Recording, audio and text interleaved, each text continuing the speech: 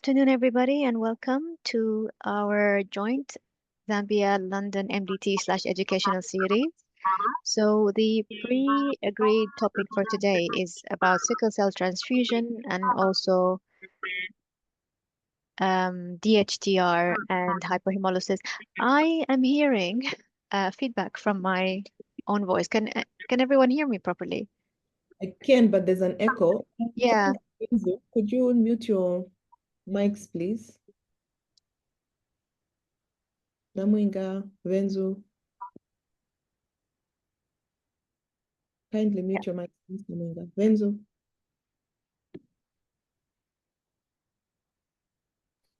I think it's okay now, actually, Summer, if you want to start. Yeah. Okay, perfect. I think Zoom doesn't let us mute people, I don't think. But anyway, so if you still see my screen, today I'm talking about sickle cell transfusion and also about transfusion reactions, such as delayed hemolytic transfusion reactions, as well as hyperhemolysis. So the first question I normally would ask myself, why transfuse a sickle cell patient?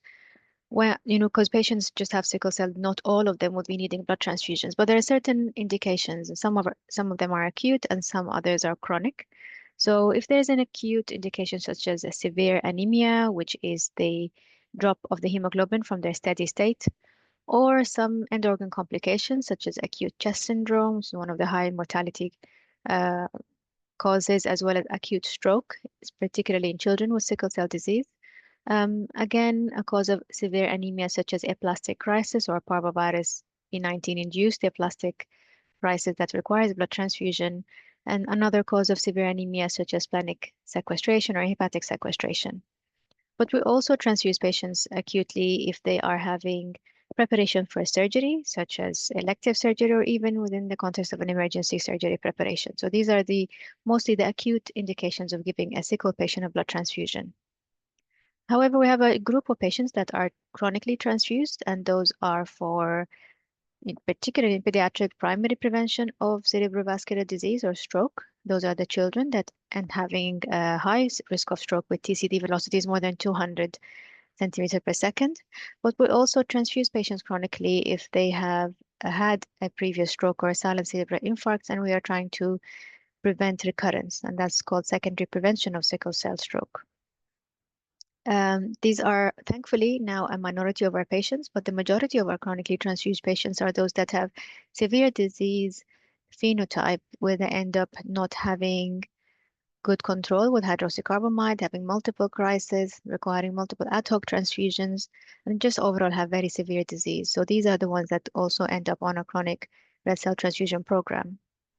And another group of patients is that they, of course, have severe disease, but they also have recurrent complications such as recurrent chest syndrome, recurrent splenic sequestration, and in some situations, avascular necrosis of the joints, hips or shoulders, or maybe, although for the avascular necrosis, the indication is not that clear and the guidelines are not very robust with the benefit of blood transfusion, but sometimes we do end up transfusing these patients long term. So when we're transfusing a sickle cell patient, we have certain goals. Either the main goal would be to improve the oxygen carrying capacity of these patients by correcting their anemia, and that's why we transfuse them with hemoglobin A blood. And also we are trying to prevent or reverse the sickle cell disease complications that are related either to the current vaso-occlusion crisis they're in or the hemolysis, be it short-term or long-term. Now we know that every patient has their own steady state hemoglobin that is very variable depending on their underlying genotype. So for example, homozygous S have a steady state hemoglobin between 60 and 90 roughly. S beta 0, quite similar, between 70 and 90. S beta plus tend to have a higher steady state hemoglobin starting at 90 up to 120, and the SC patients tend to have a similar high end steady state hemoglobin. Now, in certain situations, when we are acutely transfusing a sickle cell patient, we have certain transfusion goals. For example, if a patient presents with a severe complication, especially sickle cell stroke, we are aiming for a sickle cell percentage of less than 30 in the acute phase, but we maintain that target throughout the long-term transfusion program. So for stroke patients, when they're on a chronic transfusion program, that is their target. It remains to keep the S% less than 30%. For selected patients, we are a bit more relaxed with the target. For example, if we are transfusing them just for disease severity or for other complications, we would keep the sickle cell percent less than 50% as a target.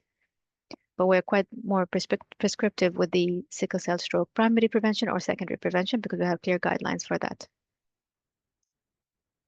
Now, the second question I always ask is, can we give sickle cell patients the same blood as everyone else? And I'm sure everybody on the call is aware that the answer to that question is not really, because we have some special considerations for sickle cell disease patients. Firstly, these patients are more likely to be exposed to more blood throughout their lives, so they have a high risk of red cell alloimmunization, which means they just develop more antibodies. And sickle cell disease patients in particular, they have a baseline inflammatory state, which makes them even more likely to develop red cell alloantibodies compared to another person without sickle who is also exposed to the same amount of blood. And we know that the repeated exposure, of course, is the underlying risk for red cell alloimmunization. And we also know that sickle cell disease patients inherently, because of their racial background, they are more likely to have antigenic variants. So we're talking about the red cell antigens that could be present in an inherited genetic variant that is not exactly going to be picked up by our standard serological testing in the lab. So that is another additional layer of complexity that makes sickle cell disease patients more likely to alloimmunize and develop red cell alloantibodies. And this is even more so true for us, for example, here in the UK setting, because our donor pool is not exactly the same as our recipient pool for sickle cell disease patients, and that ethnic discrepancy results in a higher level of alloimmunization because there's not that matching with our antigenic variants, because of the donor pool being predominantly Caucasian and the recipient pool for sickle cell patients predominantly being African, Caribbean, or Arabian in their ethnic descent. The same applies to being quite selective about the red cell units. So all red cell units, of course, as a standard, will have infection screens. They'll be ABO typed with the RHD, CE, and KEL matched for most patients. But for sickle cell disease patients, we need additional layers of separation. So we need sickle negative units because we know that there are units out there that do have sickle hemoglobin, because as a donor, a sickle cell trait patient is still able to donate blood, but that blood is not going to be given to sickle patients. So it needs to be sickle negative, and ideally, if possible, needs to be matched for other red cell antigens, which I think is a huge ask financially for institutions and transfusion units. But ideally, because of the high risk of alloimmunization, should be matched to other red cell antigens such as the JKA, B, the FYA, and B, big S, little s, etc. Now, we don't even do that here in the UK for every single patient, but it is something that hopefully will be available for our patients in the future. Stella Chow had published before that in her study, she found that even with advanced serological matching for all of those antigens we just mentioned, despite all of this matching, sickle cell disease patients still had high rates of alloimmunization, even when having blood units just from Black or African donors, which just highlights and echoes what we've just said about the high risk of alloimmunization even is very high because of variants or because of other minor genetic abnormalities that we are not aware of or not able to pick up with the standard testing. Now, to overcome that, of course, ideally in the perfect world, we'll be able to have cell genotyping, red cell genotyping, to look at the genotypes of those antigens on the surface of the red cells with molecular techniques to identify them. But again, this is subject to availability, and in the UK, we still don't have that as standard of care, but there is a project that is looking into genotyping a majority of sickle patients so that we can use that as a basis of matching of red cell units. But again, as you can imagine, this comes with a huge cost and a huge burden on certain institutions. So all of these measures we are talking about is to make sure we select the right blood for the right patient in sickle cell. Now, there are different types of transfusions. As you're aware, we can just give a normal top-up blood transfusion, which is just a standard transfusion we would give on the ward. But in certain situations, we know that an exchange transfusion would be better. And the thing that helps us decide is, first of all, what is the patient's steady state hemoglobin? What is their current presenting hemoglobin? Are they profoundly anemic, which would make us want to give them a top-up transfusion rather than exchange, or do they have a high enough hemoglobin but still need some sickle transfusion management? In that case, that would make us think that an exchange transfusion in this case would be better. We have to have a look at the hematocrit, ensure that is safe and avoiding hyperviscosity after transfusion, so we can do a bit of predictive thinking to make sure that our resultant end hematocrit is not too high and would not make these patients have a hyperviscosity state and result in more complications. And there are certain situations that are very clear cut. So if a patient is presenting with stroke or even fat embolism syndrome, one of the highest mortality causes of death in sickle cell disease, we know that in those situations, an exchange transfusion is superior to a standard top-up where available. While in other indications in children, for example, in acute chest syndrome, we have the option to either do a simple top-up transfusion or an exchange transfusion. And to be honest, the majority of our chest syndrome patients, we are able to get away with just a top-up transfusion because most of them would have had a slight drop from their baseline in their hemoglobin, which allows us or gives us more room to just top them up. But we always say that exchange transfusion would, in an ideal world, again, be superior to a standard transfusion because it comes with some benefits. So exchanges can reduce complications without increasing the blood viscosity, as of course we are giving blood, but also removing blood in its place. And there are two types. We can either do automated exchanges or manual exchanges. So an automated exchange, which is red cell apheresis, reduces the sickle percent faster and limits or eliminates the risk of iron accumulation, which is one of the major things we worry about morbidity with regards to blood transfusion. Depends on, again, the availability of the machine. We here in the UK, we use a spectroptia machine. It needs good vascular access, so that's something to be borne in mind when thinking about a long-term automated exchange. It is nicer because it's less time consuming, so it's much nicer for the patients. But again, another cost implication would be that it uses more units. So to achieve our targets, we normally would be using between 6 to 8 units of red cells, depending on the patient size. Whilst in a top-up transfusion, even for an adolescent or adult-sized person, it would be around 3 or even 4 units of red cell. So that's another thing to bear in mind.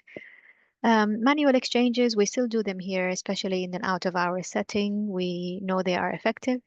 There are different variable protocols that are usually localized to each individual unit. There often are partial exchanges, the manual exchanges, but could be repeated to make a full blood exchange with a manual process.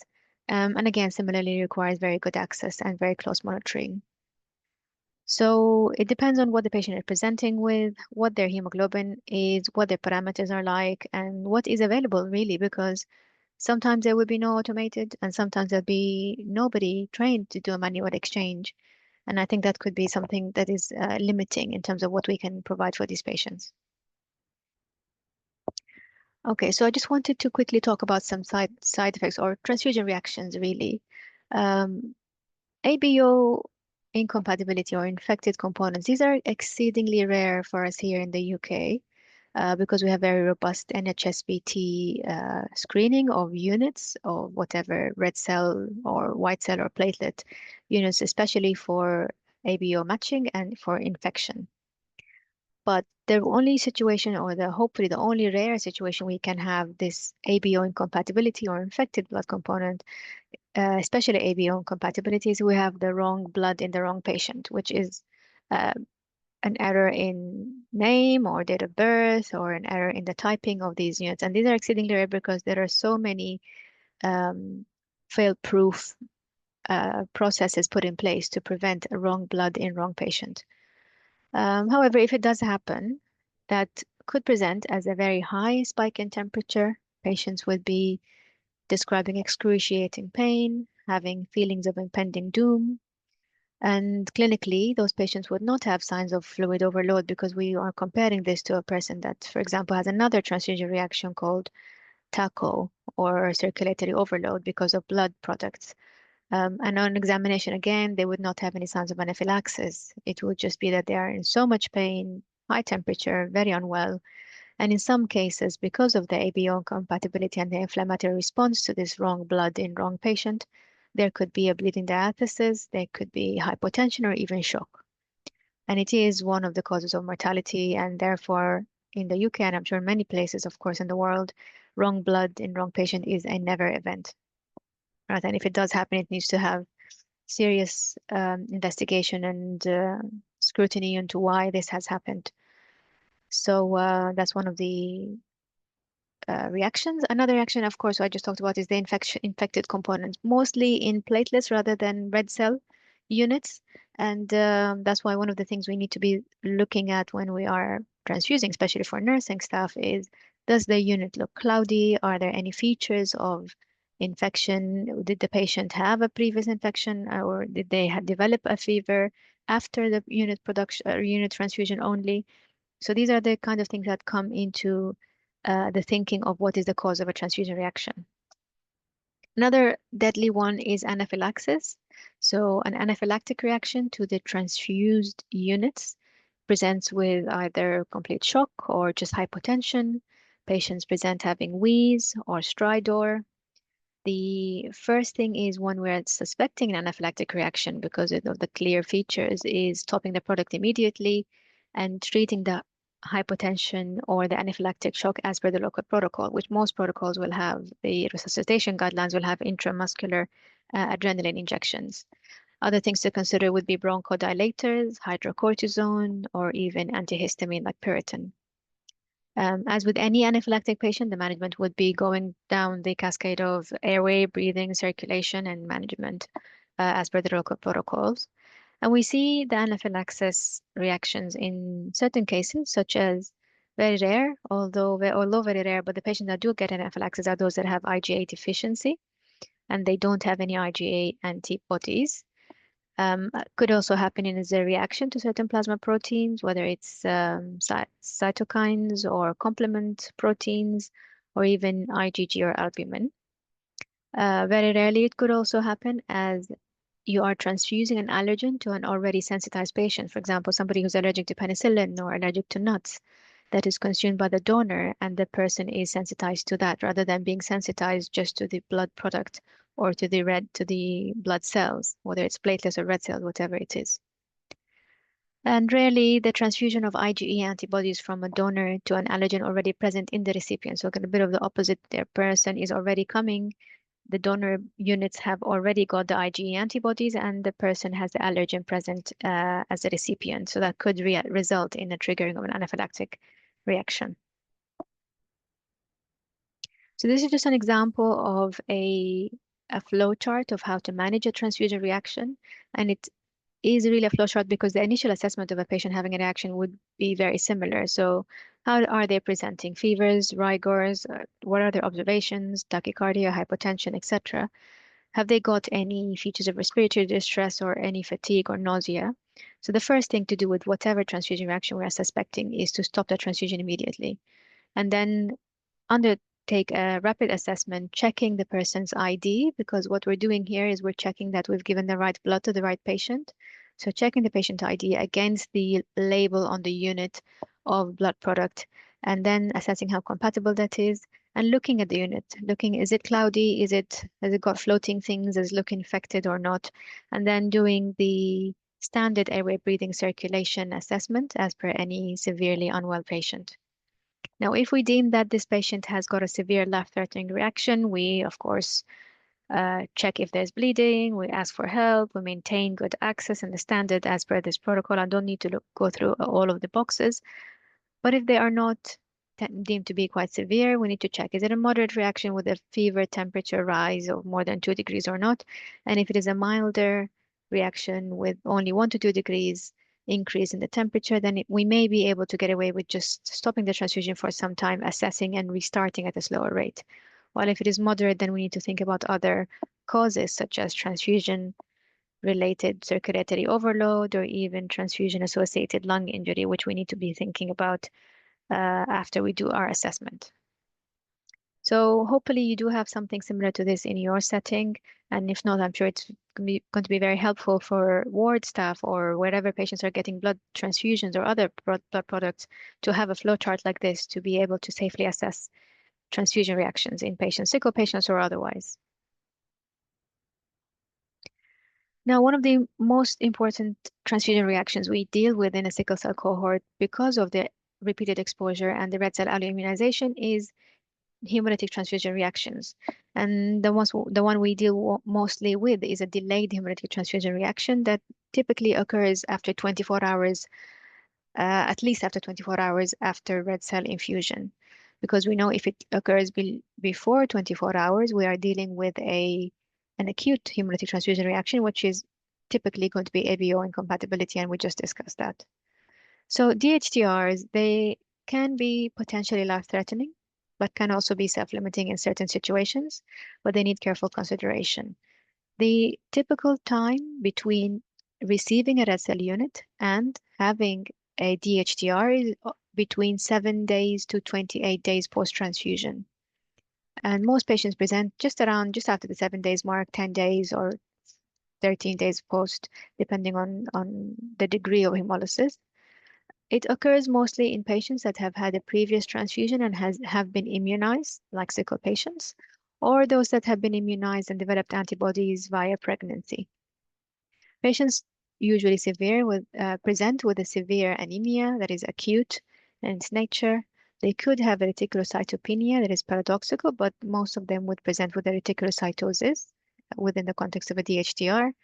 Clinical features can include high-grade fever with no other source of infection, pain that's often severe and excruciating, and sometimes even present with an acute chest syndrome-like picture. And another good clue for us is checking their urine for blood or hemoglobin, particularly because they do present with hemoglobinuria and a cola-like urine. And the typical scenario is somebody has been unwell on the ward, they're already immunized, we've transfused them, they come 10 days later, they've got terrible pain, loss of fever, and very dark Coca-Cola-like urine. And these are the telltale signs of a person that's experiencing a DHTR. And another thing with the sickle cell patients, we know that once you've been made an antibody, you're more likely to make more. So we know that multiply alloimmunized patients are likely to develop more alloantibodies, but they are also more likely to develop autoantibodies. So just to bear that in mind when we're assessing a hemolyzing sickle patient, that they could also have developed autoantibodies. So when we talk about delayed hemolytic transfusion reaction, we also know that there is a subtype of it called hyperhemolysis.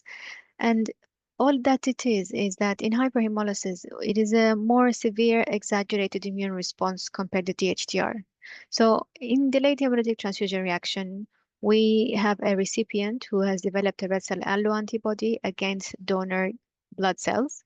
And when these donor blood cells are transfused, these antibodies, they hemolyze these donor cells. So if a person starts with a hemoglobin of 70 and we give them red cell units, they hemolyze them all because they have the antibodies against them, and then they go back to their baseline hemoglobin of 70. So nothing happens to their own sickle hemoglobin. But in hyperhemolysis, we know that the immune reaction is so exaggerated that not only the donor cells are being hemolyzed, but also the recipient sickle cells are being hemolyzed. Right? So there's destruction of the donor and the patient cells, which means the post-transfusion hemoglobin becomes lower than the starting hemoglobin. So a sickle patient starting with a hemoglobin of 70 gets some red cell units, develops hyperhemolysis. Their hemoglobin afterwards is often in the 40s or the 30s because their own cells have gotten hemolyzed with the hyperhemolysis. So it's because of the recipient production of alloantibodies against those red cell antigens. And sometimes these antibodies are old existing antibodies, or sometimes they are evanescent, which means they were undetectable prior to transfusion, but when the person got re-exposed to those new red cell antigens in the donor cells, that triggered an anamnestic response or reminiscent response, resulting in the florid antibody production and a very rapid activation of complement and destruction of the red cells. So it's often a very rapid hemolysis that these present, a very exaggerated response that the patients present with in the hyperhemolysis. Now we know that hemolysis in sickle, or generally, hemolysis is not just purely due to just the antibodies and the red cell antigens.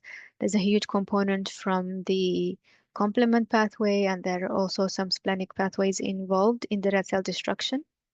But one of the investigations that is quite important in DHTR or hyperhemolysis is a direct antibody test or direct Coombs test, how it used to be called.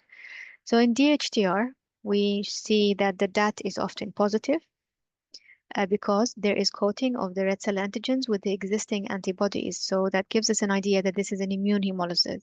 But in hyperhemolysis, sometimes the DAT is negative, and that is because the immune response is so exaggerated that there is, and the red cell antibodies are so tightly bound to those antigens, they're not available for detection with the standard direct antibody testing. We also know that there are macrophages that are involved in this red cell destruction and removal. So again, that's another added layer of pathophysiology in hyperhemolysis that increases the rapidity of the hemolysis and the severity. So if you're suspecting hyperhemolysis or DHTR in a patient, the first thing is to draw some blood, send it for a full blood count. You want to know where your hemoglobin is sitting. What are the reticulocyte counts? What is the reticulocyte count doing? Is it going up? Is it reticulocytosis or reticulocytopenia that we often see in hyperhemolysis? Of course, we do the standard hemolysis screen. We think about bilirubin. We think about the LDH and see if that has increased massively from the baseline. Renal function, because we often see that in very severe hyperhemolysis cases, we can get other organ damage, such as kidney impairment, liver impairment, or otherwise. Liver function test, of course, for the bilirubin and also for end organ damage. The DAT, as we just discussed, and of course, a repeat group and save. I just wanted to comment on the reticulocyte because in the standard hemolytic patient, the reticulocyte count would be very high. But in hyperhemolysis, and this is again not universal for all cases, but in some of these hyperhemolysis cases, the reticulocyte count would be quite low or profoundly reduced because even the red cell precursors in the bone marrow, having those red cell antigens on their surface, are attacked by those antibodies or by the florid immune response, which results in a reticulocytopenia instead of the expected reticulocytosis. And in terms of group and save, it is very useful to always repeat that. And sometimes we do them serially throughout admission and even after discharge to home, because what happens is sometimes the person has an existing antibody, as I just mentioned, that has not been previously picked up and now manifest after the reaction. Or sometimes these antibodies are hiding and are not detectable for a long time, even after discharge and resolution of hemolysis. And in our unit, we have often identified those antibodies months later by doing serial group and save when we see them in the clinic. So it is sometimes very challenging to identify what antibody we're dealing with. Okay, so what we do here, if we have a person that does not have any detectable antibodies, we send them off for our transfusion center, NHSBT, to do something called a red cell eluate. So we're not able to identify it here in hospital because those antibodies are very tightly bound to the surface of those red cells with antigens. But what they do when they look into red cell elution or doing a red cell eluate, they detach those antibodies from the tightly bound sites on the red cell antigens by giving a certain mixture, a certain solution. And then they remove that serum with the detached antibodies separately. And then they use that solution with donor or testing cells to try and identify that antibody outside of the patient sample. Yeah, because when we do a DAT, we're trying to look for antibodies. We check for those antibodies already on the red cell surface. But if they're so tightly bound and not available in the serum for identification, this solution separates those antibodies from the red cells and allows them to be removed and tested separately with donor cells or donor cell units. That sometimes helps in identifying if there's a hiding antibody in the acute setting, but often we send those samples and we find that even the red cell eluate is negative. Another thing that is maybe different between DHTR and hyperhemolysis is that because in hyperhemolysis there is a red cell breakdown of donor hemoglobin A cells as well as recipient hemoglobin S cells, we expect that hemoglobin to filter through in the urine. So we expect that the urine, hemoglobin urea, will contain hemoglobin A as well as hemoglobin S. And that's why in some situations we should be sending urine to do hemoglobin separation, HPLC, to identify if we have both A and S in the urine, and that could be a telltale sign that we are dealing with hyperhemolysis here and not just DHTR. Again, this is not something that is widely available, and even in the UK, it is available just for research purposes, and often we send it and we don't usually get the results for that. But if this is available at where you are practicing, it sometimes is a very easy and inexpensive way of telling if both A and S are being broken down. So in terms of management of hyperhemolysis or DHTR, the first important thing is supportive care. Make sure the patient is in the right place. If they're very unwell, they will probably need more intensive monitoring in a high dependency unit or even a PQ unit. Making sure that they are hydrated, and if there's a fever that we've identified, if there's infection, and giving antibiotics and antipyretics. But just a note on the fever, most of the time really for the patients I've looked after is that there often is very high fever without any sign of infection. They do not have any viral infections, no bacterial infections, cultures are negative, and the fever is merely an effect of the inflammation response with the hemolysis.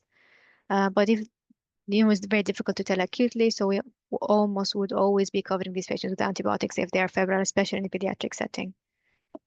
Now, the second thing is we need to break that cycle of the hemolysis because essentially it is an immune response. Yeah, this is immune hemolysis. And the things we do to suppress that immune response is we give immunosuppression. I'll talk more about it in the coming slides, but immunosuppression is to break that immune response. But whilst we are breaking the immune response, we also have to encourage the own body to make more red cells to catch up with all of this massive drop in hemoglobin. So we need to optimize the body's erythropoiesis. We can use erythropoietin injections to boost the erythropoiesis. We can also give things to support erythropoiesis, such as hematinic support, such as intravenous iron or B12 injections, or even folate orally. Of course, for any hemolyzing patient, we'll be giving folate anyway. So we've supported the patient, we've suppressed or stopped the hemolysis, and then we've optimized the person's own erythropoiesis. And then after that, we have to obviously closely assess clinically, but we try to minimize further transfusion if possible because of the risk of a repeated reaction or further hemolysis if we continue to expose these patients to blood. The first thing is to avoid transfusion during the acute episode until you have a better understanding of what's going on. And if you are absolutely desperate to transfuse them, perhaps they are not responding to immunosuppression or they have end organ damage, they've gone into chest syndrome or developed a stroke, then we need to use the best units available for us at that time. And the ideal situation is you're able to get units that are extended antigen matched for either giving blood or for exchanging these patients doing an exchange transfusion. So very much depends on why you need to give them blood. If you are in a situation where you absolutely have to give blood, try your best to give the best matched blood. And that's not always possible because we don't always know what the antibody is and that is often negative. But if it's an emergency, we give the best available blood. And in terms of immunosuppression, again, this might be variable where the patient is, but we use high dose steroids. We use methylprednisolone intravenously. We give a high dose, 10 milligram per kilogram, and we give that for 2 doses over 2 days. And we also use IVIG in a standard dose, 1 gram per kilogram for 2 days, of course, 2 doses. So we start with that. And if we think that there is good control, or even if it's not complete resolution of hemolysis, but we start to see that the hemoglobin stabilized, the hemolysis markers are going down, we would stop there. But in some situations, the IVIG and the methylpred in isolation are not enough. And our second line here in the UK is to use a complement inhibitor, eculizumab. And that is reserved for severe hemolysis that is not responding to IVIG and methylpred, which are the first line. And it's a complement inhibitor, so it really works on disrupting the membrane attack complex because we know, as I said earlier, the hemolysis is partly antibody mediated, partly macrophage, splenic removal, reticular endothelial system, etc. But a huge proportion of it is complement mediated. And what actually causes the red cell breakdown is the membrane attack complex, which is made of the complement 5B to 9 component. And what eculizumab does is it blocks the conversion of complement of C5 to C5a. And without C5a, we cannot have the C5a and B complex, and that cannot join with 6, 7, 8, and cannot complete the membrane attack complex, which is C5b to 9, which essentially gives a big failure to the complement-mediated hemolysis for red cells. And that salvage is usually a big proportion of the red cell breakdown in hyperhemolysis. So for us, we give the IVIG, we give the methylprednisolone, and then the eculizumab as second line. And in most cases, the eculizumab is sufficient to halt the hemolytic process. Now we are allowed to give eculizumab, repeat the dose in a week's time if the initial dose has not worked. But in my experience, from the first time we're giving eculizumab, most of the patients completely settle. Other immune mediatory drug that could be used is tocilizumab. I know there are centers in the UK that use this even more so than they use eculizumab. I personally haven't, and hopefully we can hear from Subarna and other people if they have used tocilizumab in a hemolytic reaction. But I hear that there are very good results with tocilizumab. Now, rituximab, of course, is an anti-CD20 monoclonal antibody, so it does have an inhibitory effect on the B cells that are contributing to the immune response and to producing those antibodies for hemolysis. But for us, it is used as third line and mostly in prevention or prophylaxis rather than for acute treatment, as it used to be used in the past. So currently, it is the third line prophylactic or preventative measures in the very high-risk patients that absolutely must be transfused. So if you don't have a need to transfuse these patients, then rituximab doesn't really have a place in the acute management. So I'll leave some time for discussion because I'm sure there'll be a lot of cases to share. But the key take-home messages here is the DHCR and hyperhemolysis, there are serious immune complications of transfusion. We are transfusing more sickle cell disease patients generally, and we are seeing more and more simple alloimmunization, DHCR, and also hyperhemolysis. Whether we can be at a place within our careers where we be able to get specific red cell units that are genotyped exactly to our patients, I don't know, but that is the hope and that is the vision for the future. The diagnosis of these conditions requires clinical vigilance and extensive lab confirmation, which I'm aware would have variable availability depending on where we are in the world. The treatment should be as quick as it is develops because these are very acute and very rapidly progressive conditions. So the treatment should be rapid identification of diagnosis and then treating them quickly. Using immunotherapy is crucial because at the end of the day, this is an immune reaction. And preventing those reactions in the future is critical because often these patients, the sickle doesn't go away. They might need transfusion in the future. So we always have to have a clear idea in our mind. Once we've assessed the patient and treated them, what are we going to do the next time they need blood transfusion? Do we have a plan in place, even if it is an acute situation? Do we need to give IVIG? Do we need to give methylprednisolone in the future every time they need a transfusion? Or is it a situation where we need to even give rituximab depending on how severe their reaction was? So I'm going to stop here and take some questions and hopefully be able to share some cases with our colleagues also from Zambia. But thank you very much for listening. I'll stop sharing. Subarna, did you want to comment on something before we start taking questions?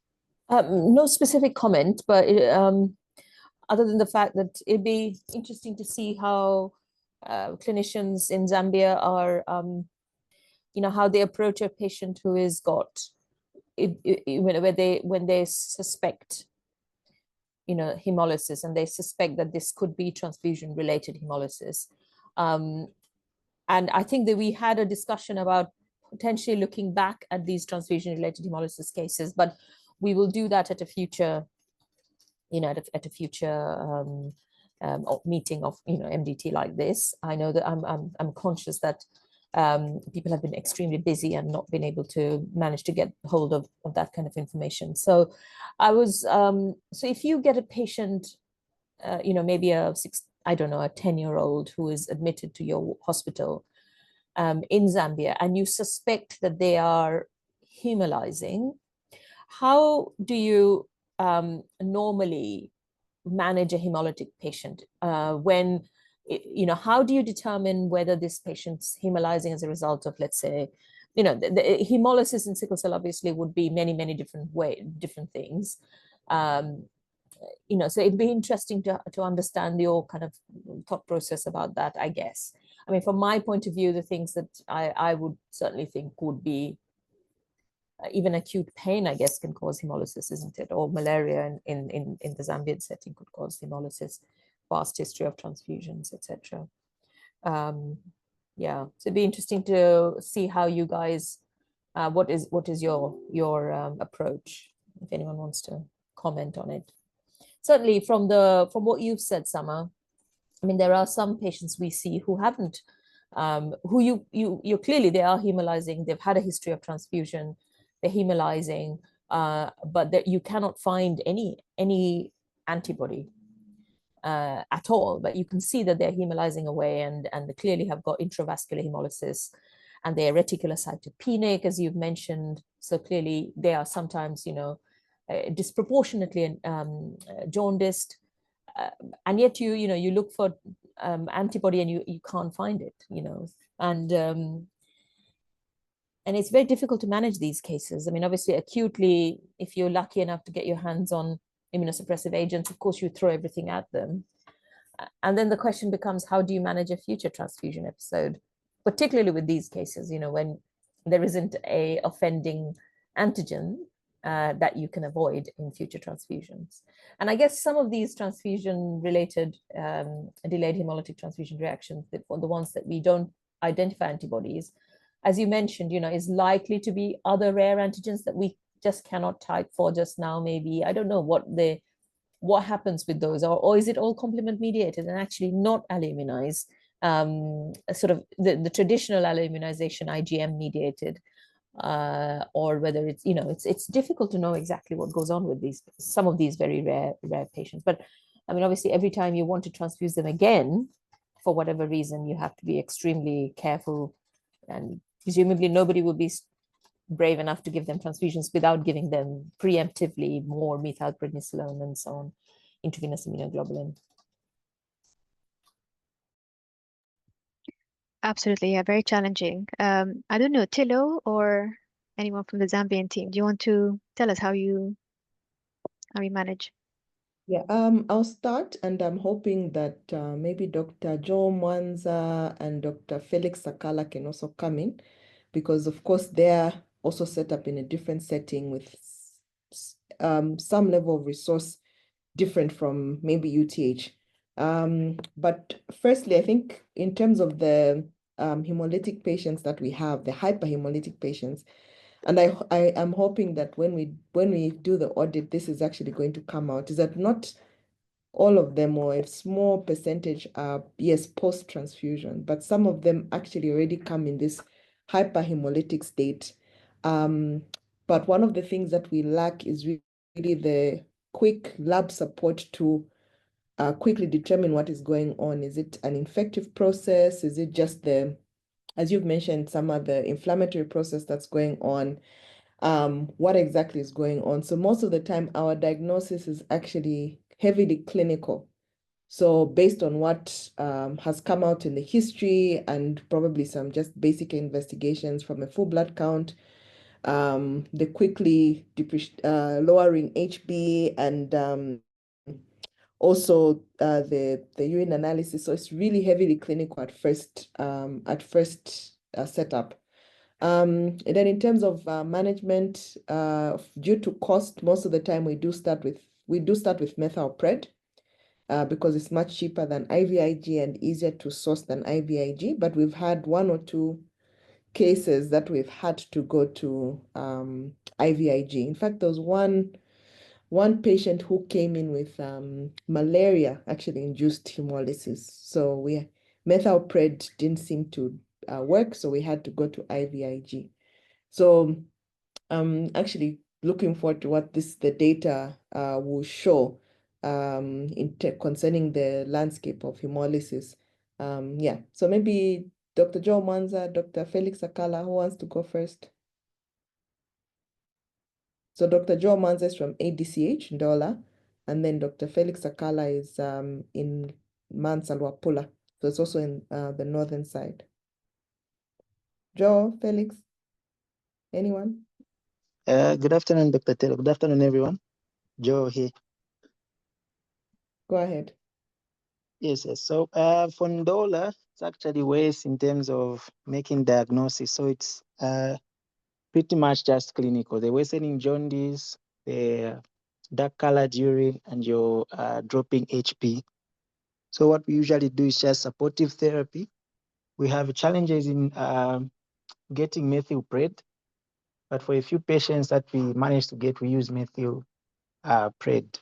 So once we notice that the markers of hemolysis are going down, like improvement in your jaundice, your HB are stabilized, a drop in your bilirubin levels, that's when we do cautious transfusions.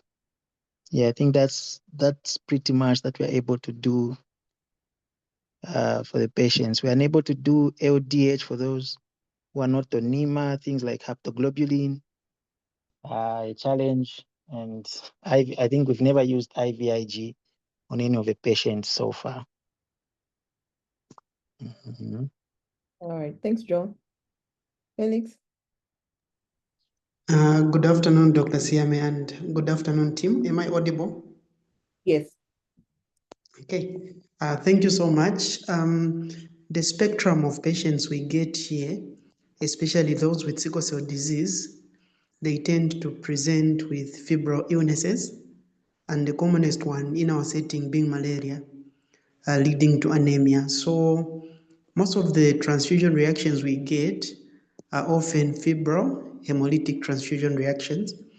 And our response, when such is noticed, first we stop the blood transfusion immediately and then assess the patient in terms of the general condition. How are they? Are they in distress? How is the blood pressure? And also, are they passing any urine? And then in terms of what we do as well, we have what are called pharmacovigilance report forms, which are either online or we have also hard copies that we fill in as we are doing that as a team. So as per report, we were advised that we're supposed to submit the tubings that we are using for blood transfusion as well as the blood pack number. So we collect blood from the patient, that is for full blood count, grouping and saving, as well as the urea, creatinine, and LFTs. So sometimes our lab is able to do the liver function tests where a bilirubin panel can be done.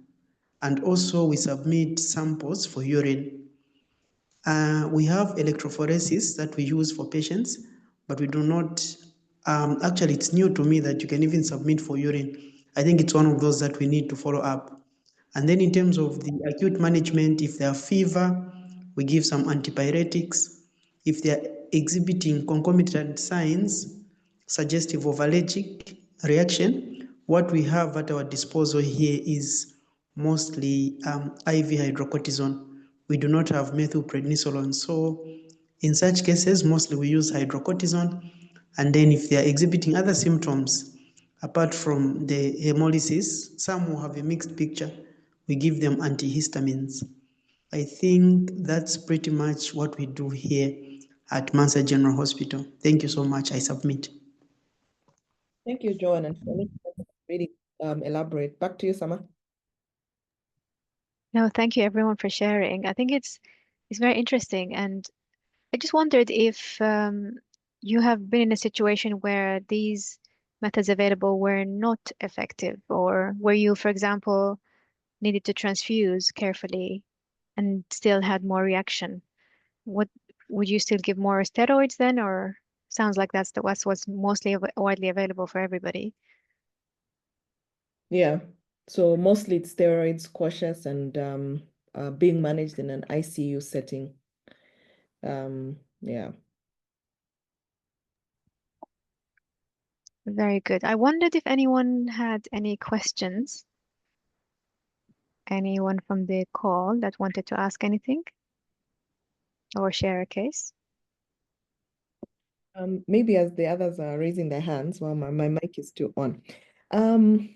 On the management, I noticed you put IV iron. Is it maybe in a case where you already know that the iron levels are low, maybe because the patients have all the results on file? I think because in our setting would usually, especially with for sickle cell disease patients, would not jump to give the IV iron. So I just wanted to hear a bit more of your thoughts about the IV iron and yeah, with respect to part of the management. But then I can also share two cases really quickly. So one is she's a 16-year-old who had, I think it's 3 reactions. Yeah, so and actually ended up in ICU, I think, for the last one. So at that time I wasn't around, but I think they automatically concluded in terms of allo antibodies and so on, and she had to go for extended cross-match outside the country. So these things actually do happen. It happened, blood transfusion, then they tried exchange transfusion twice. With the last one, she ended up in ICU. Then the other one I think I had was a boy who ended up with hyperemesis and then acute renal failure and actually respiratory failure as well, needing ICU ventilatory support, but eventually he did manage to come out of it. So there are some that do really deteriorate quite fast. Yeah, but over to you, Sam. No, thank you. And I think in those specific cases where you're in a setting with not much red cell matching facilities, if you're not able to get the exact units that you need, and even here we often don't get the exact units we need, that's where the erythropoiesis promotion is more important. So in terms of the IV iron question, our guidelines do say to check the ferritin, and if it is below a certain level, you can give the IV Ferinject, and the same applies for the B12 and the folate. But I'm going to be honest, in some situations where we absolutely wanted to avoid blood transfusion at any cost, we would be giving the hematinic support anyway to support erythropoiesis in conjunction with the EPO. So the erythropoietin is there to promote the erythropoiesis, and then the hematinics are there to support, because if you don't have the building blocks for the red cells, doesn't matter how much EPO you give, they're not going to be made.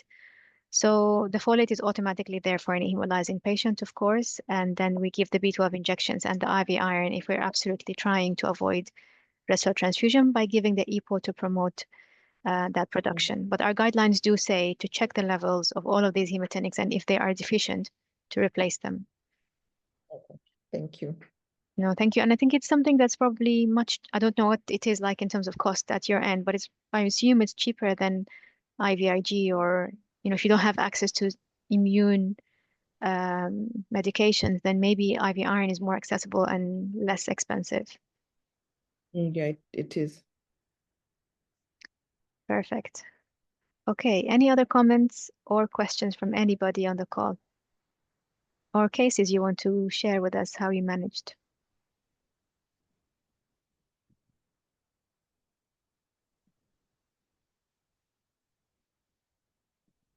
Whilst people are thinking, or if you want to pop a question in the chat, we only have a couple of questions, a couple of minutes left, but please don't forget to fill in the feedback form and also register your attendance.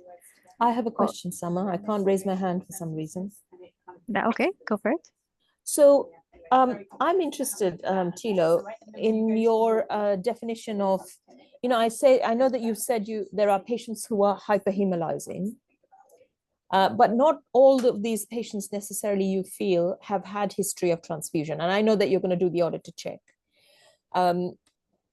So what if they've not had a history of transfusion in the recent past, how are these patients, in what way are these patients hyperhemolytic in that situation?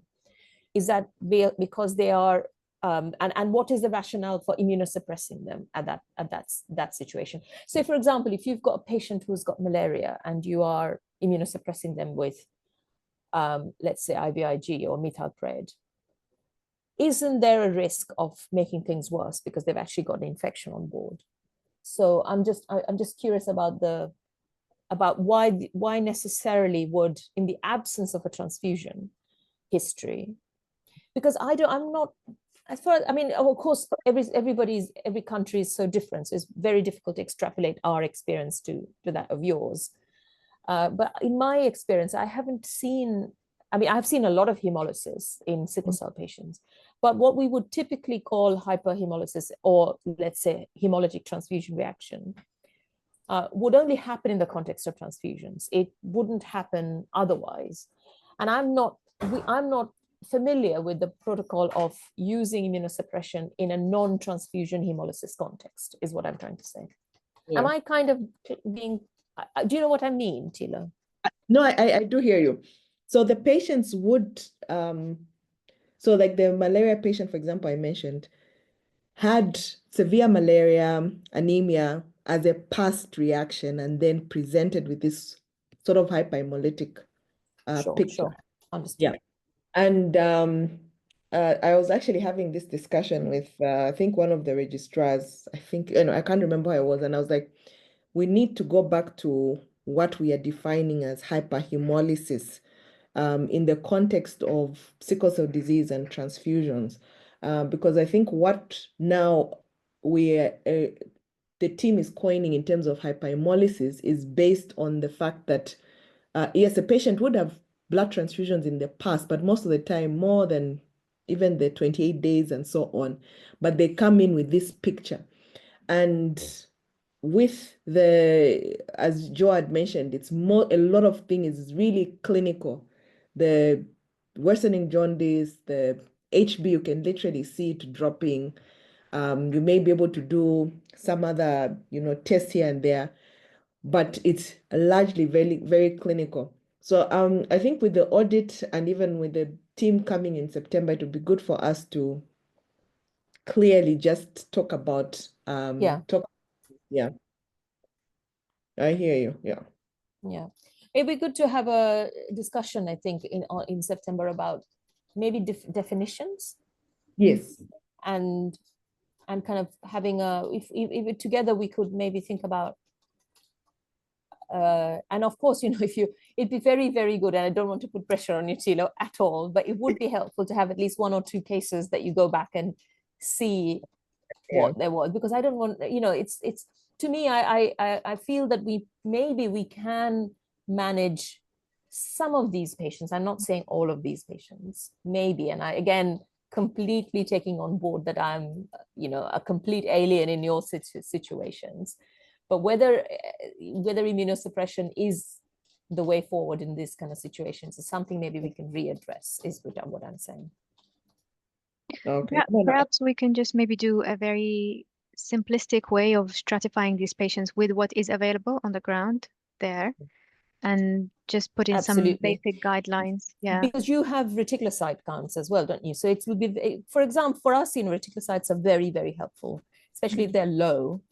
You're almost certain it's not a straightforward hemolysis, isn't it? And it's certainly, it's immune mediated, Yeah. It's not going to be like a sickle hemolysis. Yeah. There's one question, I think. Did you see? Yeah, I was just going to say there are a couple of things in the chat. So, Namwinga, in cases where you don't have methylpred or hydrocortisone, is it advised to add dexamethasone in a patient that is hemolyzing? Now, I've never used that in sickle hemolysis, but I have used it in standard autoimmune hemolytic anemia, where for example, I had one patient, 4-year-old, that I couldn't give prednisolone to. So I did give dexamethasone and it seemed to work. I wonder if anyone else has had experience with dexamethasone. I think that the concept is the same. This is an immune hemolysis and it is a steroid. In my mind, as long as you're giving an equivalent dose, there should be no problem. Any experience from the people on the call? Barna? We gave dexamethasone to some children during COVID who had this kind of still slightly doubtful thing called PIMS-DS. PIMS-DS, yeah. Which everybody had it. I still think that some of them, we were just overdiagnosing this. Yeah. And this was, I can't even remember what PIMS-DS stands for now, but it's some sort of weird immune response to potentially to COVID infection. And the way these non-sickle, most children were being treated was as if you would treat Kawasaki disease, which would be with high dose IVIG and steroids. And instead, the steroid of choice used to be dexamethasone. So we have ended up looking after a couple of children, at least one in which is very clear in my mind. And in fact, it's a mutual patient, Sama, who had a massive intracranial hemorrhage as a result of the dexamethasone. So it was a high dose dexamethasone in keeping with the COVID treatment.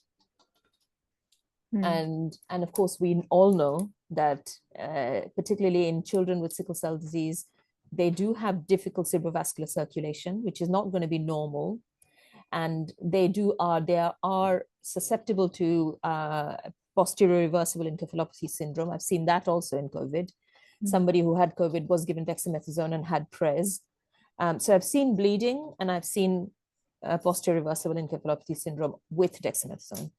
And on both cases, it was dexamethasone, it wasn't methylpred. So this is only very, very anecdotal evidence. I don't usually give dexamethasone to our sickle patients unless it's a very, very highly specific reason and there is an MDT discussion and everybody's happy that we will give it. Otherwise, on the cuff, I think dexamethasone is a potent immunosuppressive agent. But you're right. There is if you can't get methylpred, and there is an equivalence dose, which you can calculate an equivalent dose of methylpred versus dexamethasone. And you really need to immunosuppress somebody with steroids and they've got sickle cell. I think it's a question of just monitoring them carefully and being aware that these kind of things can happen, like managing their hypertension, not giving them too much fluids so that their intravascular volume goes up and systemic hypertension worsens. These cases obviously on both countries' centers need to be managed in an ITU setting if possible. So yeah, so that the monitoring will have to be quite high end. Yeah, careful monitoring is what I mean. I think if you're stuck and you have no other steroid to give, then it sounds like it might be okay. But if you can prioritize methylprednisolone, which is in the guidelines, that would be better. We've had PRES with just even oral prednisolone before, one of our teenager patients. Yeah, so I think all steroids, we can get a bit itchy with them for sickle patients, but methylpred seems to work very well. Yeah. So there's another question in the chat. I've had one case of a patient who had hypertransfusion indicated for stroke and sickle. On subsequent follow-up, reacted to blood, and after repeating blood grouping, it had changed. Has anyone experienced something similar? Looks like they've gone from A positive, ARHD positive to 0 O positive after receiving O donor plus. That's unusual. That usually does not happen. I don't Maybe know. it was Maybe an the error. original grouping was wrong, perhaps. I don't know. Because we see that the group will change in the context of a BMT, a bone marrow transplant. If the donor is O positive and the recipient is A positive, then you would see it in the context of a bone marrow transplant. But I've never seen it in the context of a straightforward transfusion. I wonder if the original grouping was wrong. Wasn't there something, this might just be from my historical FRC path learning, but there was a Bombay type that can change, isn't it? Let me just find it.